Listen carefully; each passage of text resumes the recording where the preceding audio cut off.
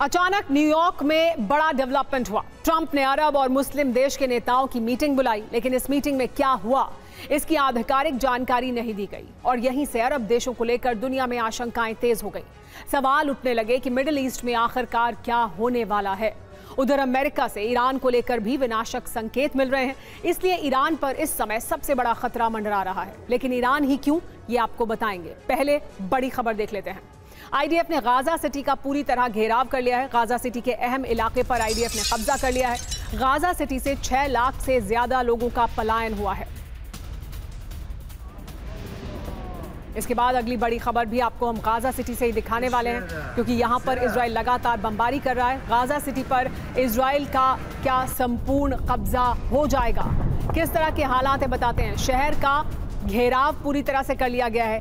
IDF ने Gaza city का घेराव किया है। इजरायली डिफेंस फोर्स पूरी तरह से घेराव कर चुकी है इस इलाके का। कई महीने से यहां अभियान चल रहा है और वो पूरा हुआ है। रणनीतिक लोकेशन पर कब्जा कर लिया है। शेख रदवान और तटीय इलाके पर नियंत्रण है पूरी तरह से। सबरा और तेल अल हव। UEM Jaipur is a perfect target for prospective students aspiring for good jobs, good education with future-ready skills. पर भी कब्जा है। इसके अलावा बड़े पैमाने पर यहां से पलायन हो रहा है। 6 लाख से अधिक लोगों का पलायन हुआ है।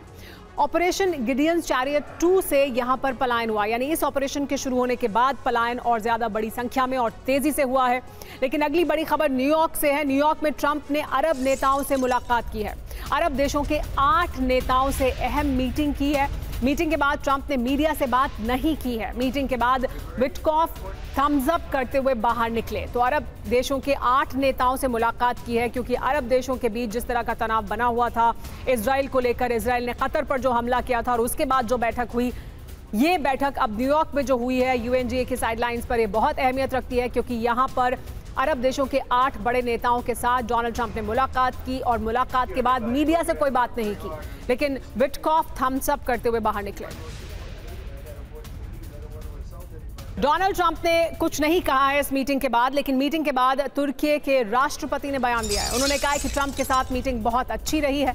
मीटिंग के बारे में कुछ भी बताने से हालांकि साफ तौर पर इनकार कर दिया। अर्दवान ने कहा कि जॉइंट स्टेटमेंट में जानकारी मिल जाएगी, यानी सभी कुछ भी साफ तौर पर कहने से बचते हुए दिखाई दिए।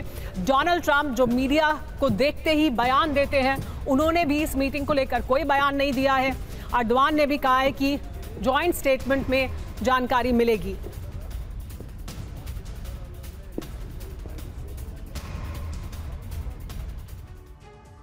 ट्रंप और अरब नेताओं की मीटिंग में क्या छिपा रहा है अमेरिका, ये बड़ा सवाल है।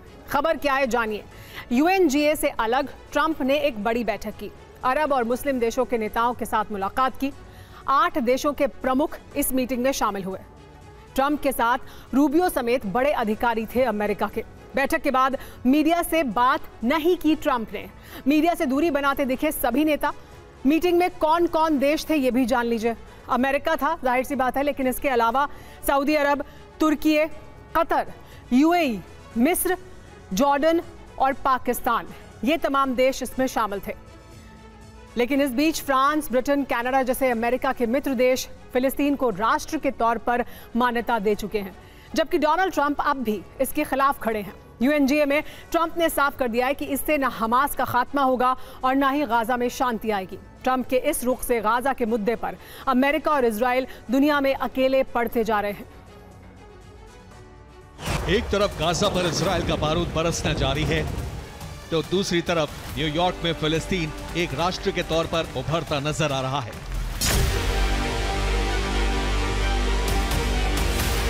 फ्रांस के राष्ट्रपति इमैनुअल मैक्रो ने UNGA को संबोधित करते हुए फिलिस्तीन को एक राष्ट्र के तौर पर मान्यता देने का ऐलान किया। मैक्रो के इस ऐलान के साथ पूरा सदन तालियों की आवाज से गूंज उठा। सऊदी के डेलीगेशन ने खड़े होकर इसका स्वागत किया। इस ऐलान के साथ अमेरिका और इजराइल न सिर्फ दुनिया में अकेले पड़ गए हैं, बल्कि डोनाल्ड ट्रंप के लिए UNSC में फिलिस्तीन को मान्यता नहीं देने के फैसले का बचाव करना भी मुश्किल हो गया है।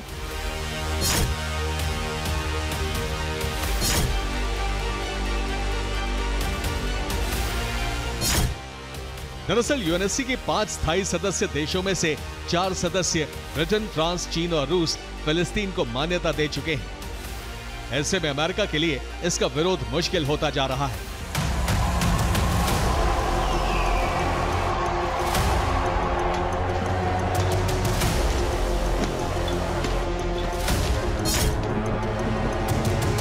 खासकर तब जबकि अमेरिका के सबसे बड़े सहयोगी देशों में शामिल ब्रिटेन और फ्रांस फिलिस्तीन के मुद्दे पर उसके खिलाफ है। हालांकि डोनाल्ड ट्रंप अब भी अपने फैसले पर अड़े हैं। ट्रंप अपने सहयोगी देशों के फैसले से नाराज हैं, लेकिन इस नाराजगी ने उन्हें और बेंजामिन को दुनिया से अलग थलग कर दिया है, क्योंकि यूएनएससी में 150 से ज्यादा देश फिलिस्तीन के साथ खड़े हैं।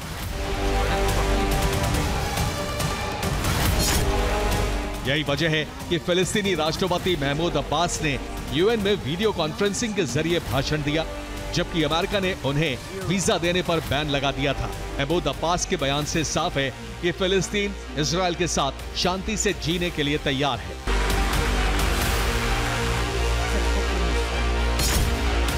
फिलिस्तीन और ब्रिटेन के फ्रांस को समर्थन के बाद ट्रंप पर दबाव बढ़ता जा रहा है।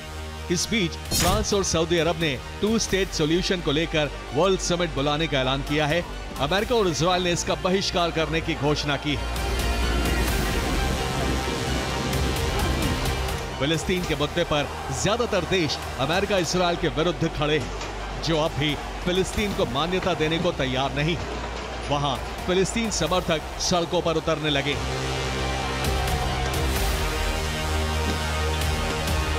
ये इटली की तस्वीरें हैं, जहां फिलिस्तीन समर्थक सड़कों पर उतर आए और फिलिस्तीन को मान्यता देने की मांग की।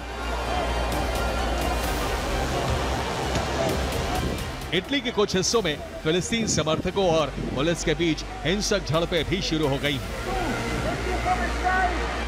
Bureau report, TV9 Bharat.